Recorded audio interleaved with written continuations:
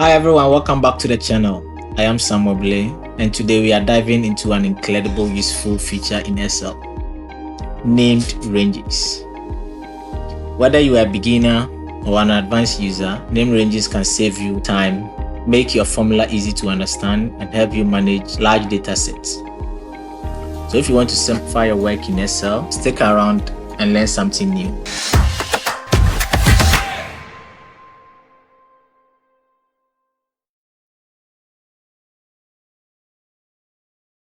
First, what is name ranges in Excel? Simply put, name ranges is a descriptive name that you assign to a cell or a range of cells. Instead of referring to a range of cells like A1 column A10, you can assign a name like sales data and use it in formulas. Let's compare named ranges with the traditional absolute reference. We often use absolute reference when you want to lock a cell or a range cell in a formula. So in sales discount sheets, in this example, we have the product name, price, quantity, and total price. The discount is 10%, which is in E1. And we want to calculate the discount on all the total prices. So we have to lock this cell where the discount is. So to do this, I'll type in equal to total price times discount, which is in E1. So I'll select that. And to absolutely reference this, I would have to type in $sign between them. So the $sign before the E and $sign before the 1. Absolutely reference the cell E1. Then click on it. Let's drag it across. Then it will give me the other discount on the total price. So looking at cell E4 in the formula bar, now we can see the cell E1 is in the formula. So we have logged this cell in all the formulas. The absolute references work, but they have some limitations. They're hard to read, difficult to manage, and prone to errors. That's why we need the name ranges. The name ranges take care of these limitations. Okay, now let's see how named ranges take care of these limitations. Before you do that, let's hit on Ctrl+Z to undo all this. Instead of absolutely referencing cell E1, let's just give it a name. Then we can refer it in the formula. So to do this, let's select cell E1. In the name box at the right side of the formula bar, let's click in it and give it a name. Let's give it discount with no spaces. Enter. So we have named cell E1 discount rate. And let's come to the discount and type in equal to that price, which is in D3, times discount rate. Hit on tab to select that and hit on enter. It will give us the same file. So let's drag it and fill the rest of the formula in there. Let's click in cell E4. And now in the formula bar, we can see the name discount rate here. The name range makes it easy to read this formula and you can use it across the workbook. Now we have a fair idea about what a named range is. And we have created a name range for one cell. Let's look at how we can create one for a range of cells. So let's come to monthly sales. And you want to add up all the sales. Normally what you do is equal to sum and the range of cell, which is A2 column A12. So instead of typing that every time, we can just give it a name and more readable and use it across the workbook. So to give this range of cells a name, what you have to do is select everything. From the tab, you go to formula. From the formula tab, you will click on define name. This pop-up will appear. Excel will be smart enough to give it a name looking at the header of the column. And we want to give it a name, sales data. Next, you have to select the scope. You want the name in all the workbook or just certain sheets. We want it in all the workbook, so we will leave it like that. And you can add comment to it. Then it will show you the cells it is referencing. Make sure the cell referencing is what you selected for, which is B2 to B12. Then click on OK. So now instead of typing in sum equal to B2 is to B12, you type in equal to sum, click on tab to open a parenthesis, then type in sales data. Select that, close the parenthesis and click on enter. And it will add up everything. And that's how we return the total sales for that year. Just like that, you have made formula more intuitive and easy to maintain. That's how easy it is to create a named range for range of cells. So far, you've seen how to create static name ranges, which works well if your data doesn't change often. This is sales for each month in a year, and we have up to November. So the December is not in yet. Let's say that the December is in and we want to add the December sales to it. And type in December, and the figure for December is 2000. This will not update our total. So this is where the dynamic name range comes in. So let's undo this here. Put this. So we need to update the sales data to automatically expand to rotating when we add the December sales to it. To do this, we have to type in a formula. I'll type in the formula in cell B2, explain it, and copy it into the cell reference in the name manager.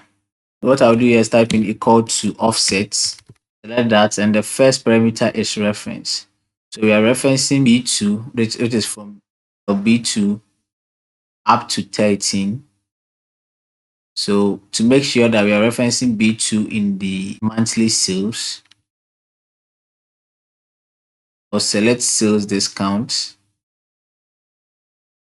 then select the monthly sales again to make sure that it is referencing monthly sales sheet before selecting the B2 and absolute reference the B2. So I'll type in $,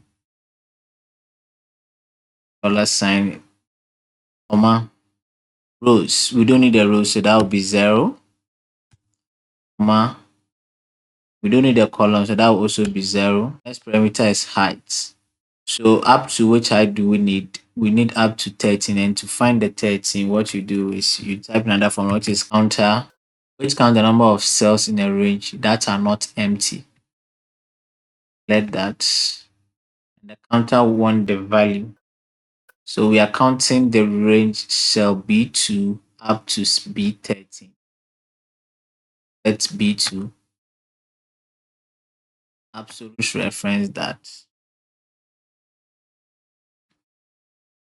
column B13. We don't need to, for this time, we don't need to reference the monthly sales sheet. Click that. Absolute reference it, which is $, $. Close the counter formula, then close the offset formula, and click on end.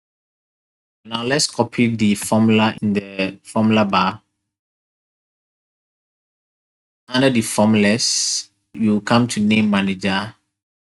We want to update the sales data, so you double click that, then give it a name, sales data dynamic. In the reference to, we delete the reference, then paste in our new formula and click on OK. Close this. Now we don't need this again, so we have to delete this. So now let's add the December sales to it. December, our sale is 2000. And this will automatically update the total sales to 20,000.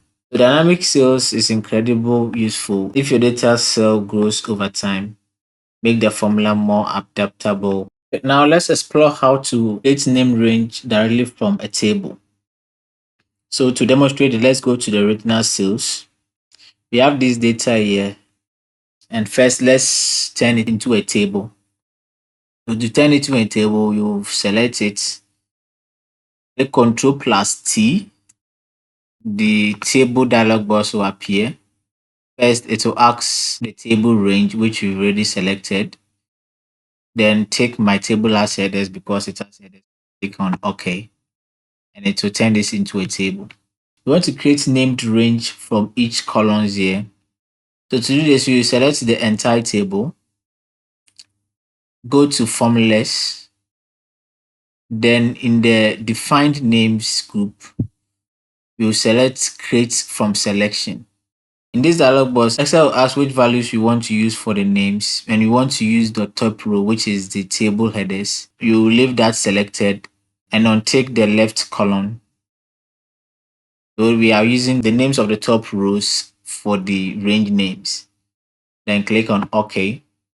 And Excel will automatically generate named range based on this table. So to verify this, let's come to name manager. Now you can see we have name range for dates, which is the first column, product, region, then sales. And let's close this. Now we can use this name created in a formula. So let's say equal to sum, then sales. Close the parenthesis and it gives us the total sales. One of the advantages of creating name range from a table is it updates automatically if you add more rows to it. So let's verify this by adding row. Go to insert table row below. Then let's say on the fifth one, 24, there was a laptop sale in not 5,000.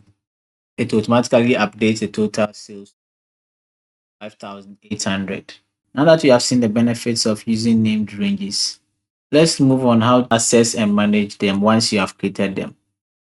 There are several ways. First is by going to the name box where we first created our first named range.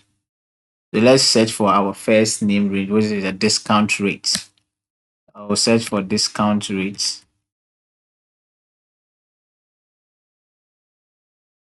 And upon enter, it will take us straight to the discount. The second method is by using go to dialog. Let's Control plus G, and this will give us all the name range that you've created. So let's search for the date. So you can click on it, take us to the dates name range. Third is by going to the name manager. So to go to the name manager, go to formulas, then from the defined names, name manager, and this will list out all the name range that we've created. From here, you can add new name range, edits, then delete name range. You can also double click it to find the name, the scope of the name range, and the reference of the name range. Let's close this. Finally, you can also access the name range directly using your formulas, which you have already used it. So let's use this again. So equal to average. This time, let's find the average. Then the average sales. Use this. Find the average sales.